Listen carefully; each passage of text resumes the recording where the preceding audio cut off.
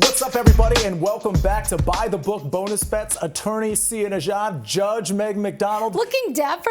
Thank you very much. Appreciate that. Well, I have to dress up for court, and court is in session because we need to find out who's going to win the NFC West. Yes. We got a few weeks left, and we've got a lot of teams that are in play. So we're going to do an argument, if you will, on the NFC West teams. It's going to be the Rams and the other two teams. But let's take a look at the standings first, because you'll see that we've got the Rams at the top of the standings here at 8-6. Seahawks 8-6 as well, but Los Angeles does occupy that number one spot. Arizona Cardinals at 7-7. The San Francisco 49ers are completely out of it. So, Meg, what are we going to do here? We are going to determine who wins the NFC West. Is it the Los Angeles Rams or is it the field? Of course, the 49ers are out, but we're going to bring up the odds right now, today, and Sia, we're going to go through this. As you can see, the LA Rams laying at $1.60, climbing, if you will. Seahawks plus 235, Arizona Cardinals 6-1. So let's break it up this way. We're going to do the Los Angeles Rams versus the field. What's the better bet, right? That's what we're going to do, right, Judge?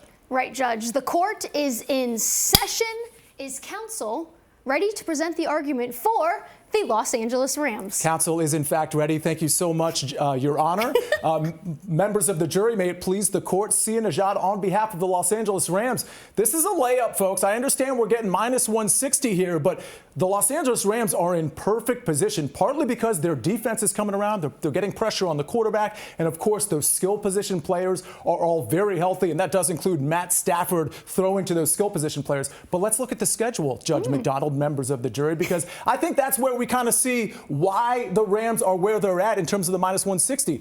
At the New York Jets, at home, that's key. At home versus the Arizona Cardinals, and at home versus the Seattle Seahawks. Now, a lot of damage can be done for any of those teams, but you get Seattle with a banged-up Geno. We're not exactly sure how he's going to look on the field. Arizona hasn't looked very good lately. So, members of the jury, I don't see how you don't take the Los Angeles Rams. It's pricey, but I like the Rams here, minus 160. Okay, well, let's get into the rest of the field. Mr. Sia, the attorney for By the Book, is counsel ready to present the argument? Not quite, because counsel's got to change because I am representing a completely different party.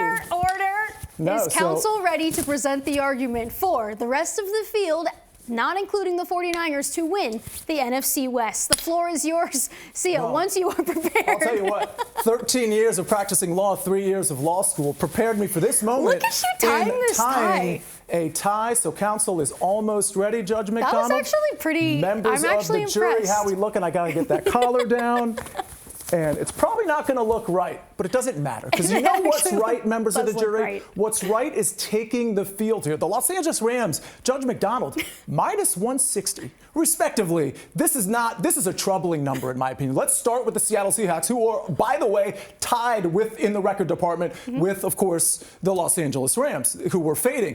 Okay, they get the Minnesota Vikings. That's going to be tough, especially if Geno Smith isn't 100%, and we'll have to wait and see on that. Then they go to Chicago. I mean, that's a layup pretty much for anybody. And then they're at home. This is key. They're at home against the Los Angeles Rams. Now we can play catch-up mode. Rams have one game up on the Seattle Seahawks. If they win that game, they're either vaulting ahead of the Rams or they're tied with them, and then we go to other tiebreakers because they'll be tied head-to-head. So I like the Seahawks in this position, even though they have trouble at the quarterback position. But let's pivot to the Arizona Cardinals. Let's pivot. Members of the jury, I understand the number's super long on the Cardinals, but this team is not out of it. Oh, look, we get the Carolina Panthers. That's fantastic. Then we get the Los Angeles Rams. Now, it's at Los Angeles, but we know Arizona, good field conditions. At Los Angeles is not exactly a home field advantage. Really like them in this spot. And then they got San Francisco 49ers at home. 49ers are done. Yeah. At this point, week 18, who knows who's even going to be on the field? Arizona could be playing for their playoff life against a second-string, third-string team for the San Francisco 49ers. So you're giving me the field when Arizona and Seattle both play the Rams over the next 3 games.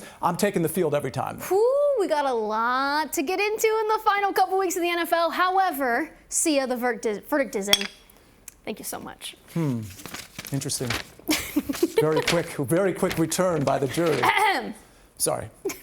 In the matter of best NFC West division bet between the Los Angeles Rams and the field, the jury finds in favor of the Los Angeles Rams. Wow. Yes. You know what? If you can't love the LA Rams versus the 49ers, you don't get to love the LA Rams versus the Bills. I don't make the rules. That's just how it works. That's a very surprising verdict. I'm actually disappointed because I'm wearing the field tie. If I could get that other tie on, I'd be celebrating this moment. But probably the right verdict. The one thing counsel for the Rams didn't mention, Sean McVay. I mean, that's just the icing on the cake. Yeah. Period. The court is adjourned.